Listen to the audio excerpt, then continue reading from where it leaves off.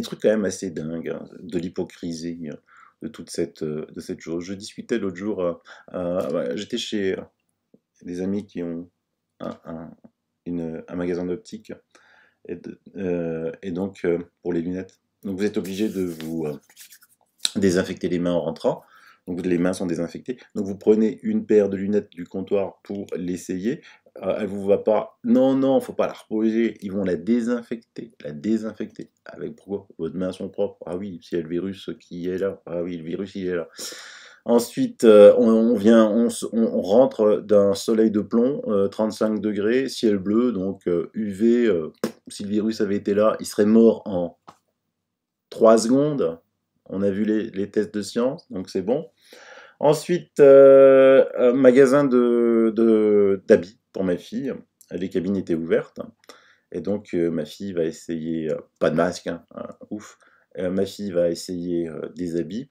Et la responsable dit non, non, non, les habits qui ne te vont pas, faut pas faut les mettre là. Moi, je dis mais qu'est-ce que tu fais? Elle me dit, ah, mais attends, Sylvano, consigne, hein, c'est-à-dire que les habits qui ont été essayés, elle doit le mettre dans son stock, alors je sais plus ce qu'elle m'a dit, 24 ou 48 heures. Ensuite, elle doit les passer à la vapeur pour les remettre en rayonnage. Euh, Maintenant, je comprends pourquoi des cabines sont fermées dans d'autres magasins, pour pas faire cette imbécilité. Tandis qu'il y a des gens, vous savez, bah, pour chercher une veste, on pousse les cintres, on tire les cintres, on regarde, ah non, ça me plaît pas, je remets. Et là, évidemment, non, là non, on va pas passer la vapeur, on va pas mettre en quarantaine des habits. Ouais. Par contre, bah, allez, faites un test, filmez, envoyez-moi des vidéos. L'hypocrisie la plus totale. On avait toujours dit que là où ça se transmettait le plus, c'était quand même par le contact. Hein. Ça, de toute façon, ça, c'est sûr. Par le contact, quelqu'un qui il éternue, il a le Covid, il serre la main, il vous le refile, hein, ça c'est sûr et certain. Mais il n'y a plus de Covid, hein, mais juste pour donner un exemple. Donc, à la preuve, il faut toujours tout nettoyer, comme je vous l'ai démontré, opticien, comme je vous l'ai démontré, magasin de fringues. Maintenant, allez dans une grosse station-service d'essence. Vous savez, les gros trucs, là, Auchan, Mammouth, je sais pas trop quoi, là, Leclerc.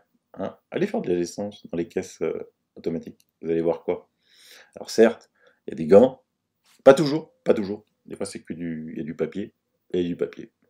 Mais il y a beaucoup de gens qui déjà ont perdu les bonnes habitudes, n'utilisent plus. Et donc, ils vont taper leur code, choisir gasoil, essence, ainsi de suite. Hein. Est-ce qu'il y a quelqu'un qui vient ensuite nettoyer le pistolet? Hein, là, on a tapé. Non, non. Alors, c'est deux traitements pour une mesure. Un, on les autorise, les autres, on les punit. Par contre, le type qui est assis, qui va aux toilettes dans un restaurant sans mettre un masque, si jamais il y a un inspecteur dedans, le restaurateur se prend une amende folle. Par contre, si le responsable remet l'habit dans les rayonnages et ne le laisse pas en quarantaine, il se prend une amende folle. Par contre, le pauvre coiffeur, si un client ne veut pas mettre le masque, il se prend une amende folle. Mais le pompiste, lui, les géants pétroliers, non. Et les banques, les distributeurs, est-ce qu'il y a quelqu'un qui vient désinfecter chaque fois que quelqu'un a utilisé? Non. Bah, on ne touche pas aux banques, on ne touche pas aux géants du pétrole, on emmerde les petits, comme d'habitude, comme d'habitude.